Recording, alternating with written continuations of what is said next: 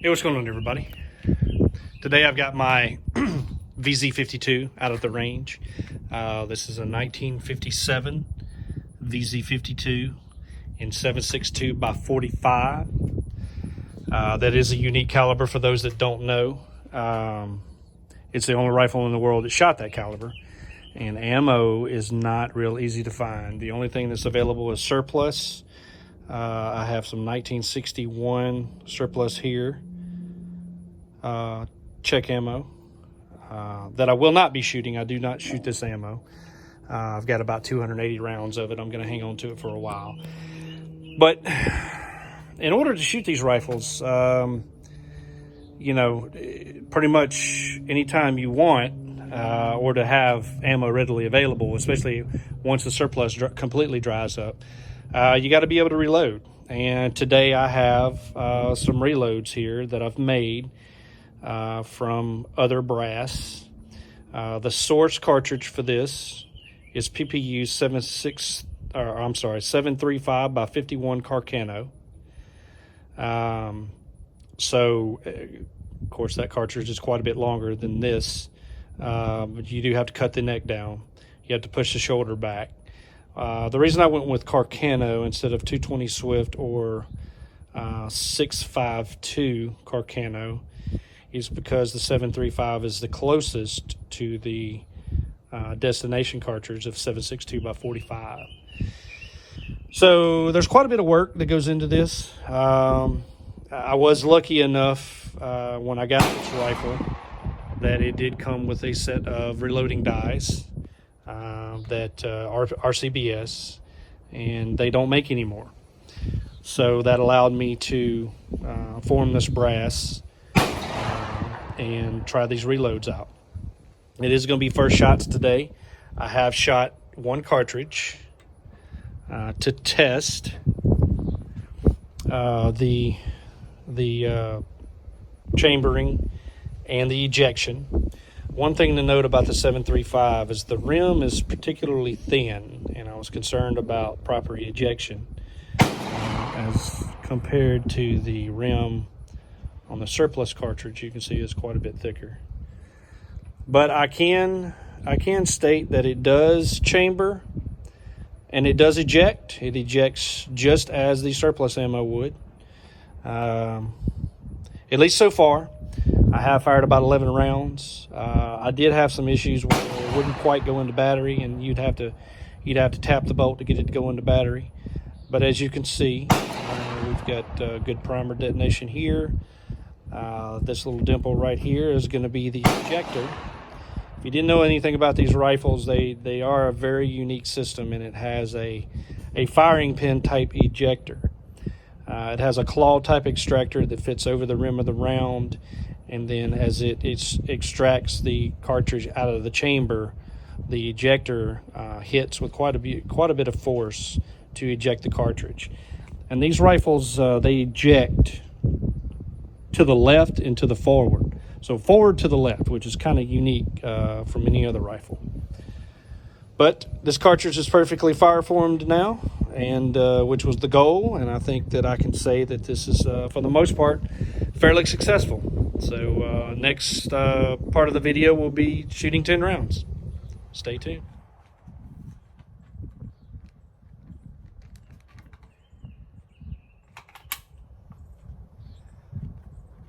Guys, I'm gonna be going hot. That's fine. Oh, Thank you.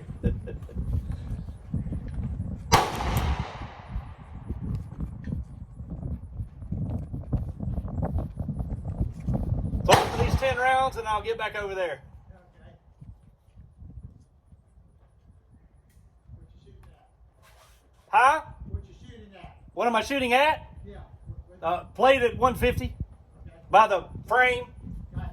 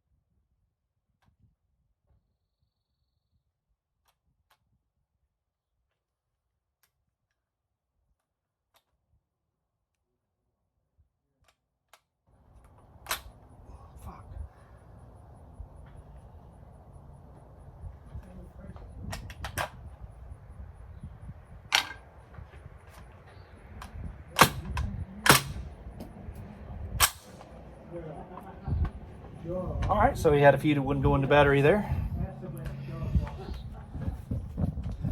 All right, guys, I'm gonna try and get these 3 rounds to go in the battery, see if we can get them to shoot. Yeah, nah.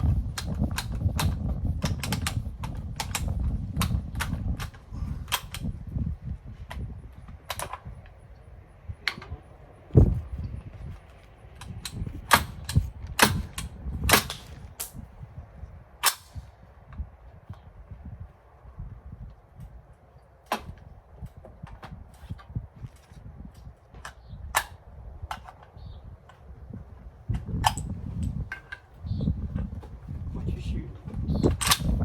7.62x45mm. What kind of gun? The VZ52. Huh? It's a Czechoslovakian VZ52. Oh, okay, check it out. All right, so it goes into battery if you're not loading from the magazine. So it does go into battery single load.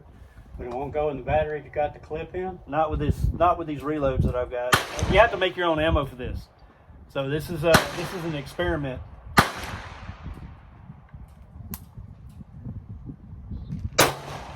Only rifle in the world that shoots this caliber. Is it these right here? Yes. But that head stamp don't mean anything. That's the source. That's the parent cartridge I use to Make this bolt. to make this this ammo.